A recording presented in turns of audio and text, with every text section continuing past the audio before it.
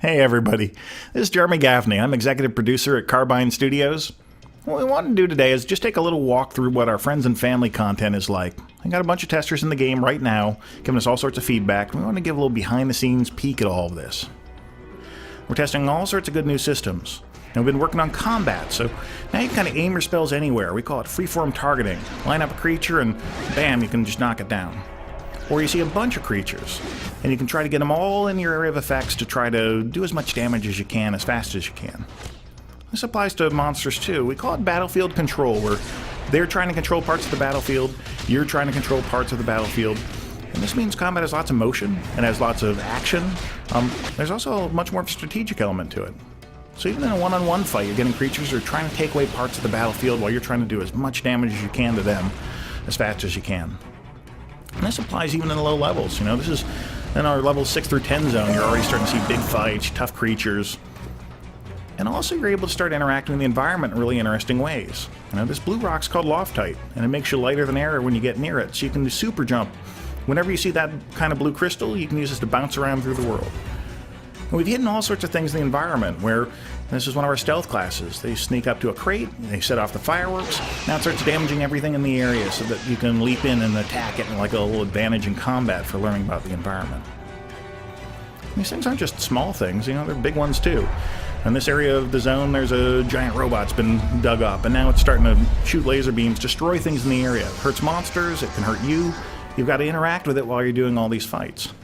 And now we're like level 10, level 12, and we're starting to show more about the Elden. Now that's that mysterious race. They disappeared and they left all this crazy stuff behind like that robot, and you gotta figure out why. So we talked about paths already. You know, this is your playstyle. If you're a soldier, you choose a combat playstyle, and now about 20% of your quests become about doing big public events, doing missions that are all about combat, new ways of beating stuff up. Or you're an explorer. Now that same percentage of content becomes about sneaking up and dodging avalanches and trying to find the highest vistas in the zones. Well, we've added 2 new ones. You got the scientists. It's all about studying things, studying animals, studying things in the environment. The more you study, the more you learn, the more powerful you get. There's also settlers now. These guys are all about building up the world so that you take the towns, you take the quest hubs, you make them stronger. You add new vendors, you add new powerful things for players to do inside of them. In this case, adding a mount vendor, you can extend the taxi system. So let's talk environments. This is Gallerus. This zone's maybe level 10 through level 20. What we try to do is give you all sorts of different environments within it to be able to play in. This means different puzzles hidden in different places. It means different visual styles throughout the zone.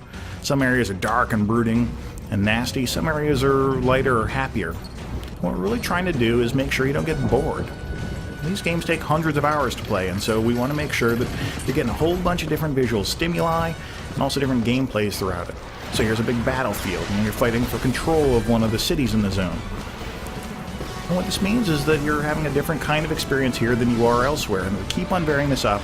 Now every half hour or so we like to throw a curveball at you to keep on making sure things are interesting for you. So our goal here was to cover about 45 hours of content in under 4 minutes. That has proved to be impossible. There's still a ton more that we need to talk about, including what are these strange floating islands up in the sky. So keep an eye on our WildStar Wednesdays. We love interacting with our fans, and so we'll just keep on putting up more and more information and listening to you, the fan. Thank you very much.